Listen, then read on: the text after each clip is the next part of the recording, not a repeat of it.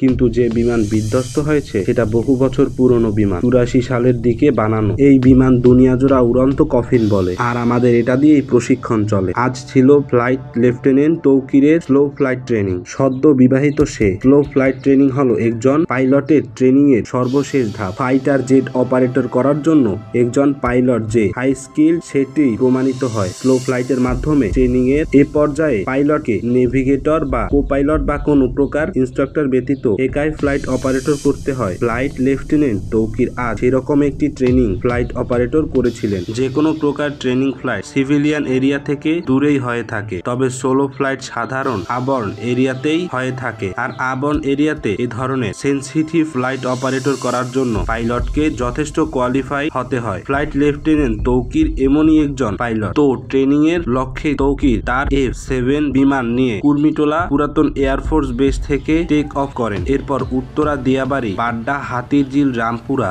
আকাশ জুড়ে তিনি উঠতে থাকেন। তবে কিছুক্ষণের মধ্যেই তিনি বিমানে কিছু সমস্যা আঁচ করে। কন্ট্রোল রুমে রিপোর্ট করে জানা যে তার বিমান আকাশে ভাসছে না, মনে হচ্ছে বিমান নিচের দিকে পড়ে যাচ্ছে। কন্ট্রোল রুম থেকে ইনস্ট্যান্ট রেসপন্স করে ইজেন্ট করার জন্য জানানো হয়, কিন্তু সংশ্লিষ্ট কর্তৃপক্ষের সাথে কথা বলে যতটুকু জানা সম্ভব হয়েছে, ফ্লাইট লেফটেন্যান্ট তৌকির শেষ মুহূর্ত অবধি চেষ্টা করেছেন বিমান বাঁচানোর জন্য। তিনি বিমানটির সর্বোচ্চ ম্যাক স্পিড তুলে বেশের দিকে ছুটতে থাকে। তার মধ্যেই কন্ট্রোল রুম থেকে পাইলটের যোগাযোগ বিচ্ছিন্ন হয়ে যায়। তার ঠিক 1 থেকে 1.5 মিনিটের মধ্যেই বিমান নিয়ন্ত্রণ হারিয়ে উত্তরা মাইলস্ট্যান্ড স্কুলের বিধ্বস্ত হয়। এখন পর্যন্ত এতটুকুই জানা গেছে। তবে বিমানের ঠিক কি ধরনের টেকনিক্যাল ফেইলিওরের জন্য এই দুর্ঘটনা ঘটলো তা কেবলমাত্র ম্যাসিভ ইনভেস্টিগেশন হলেই জানা সম্ভব। আজকের দুর্নীতি এমডি রায়হান হোসেন।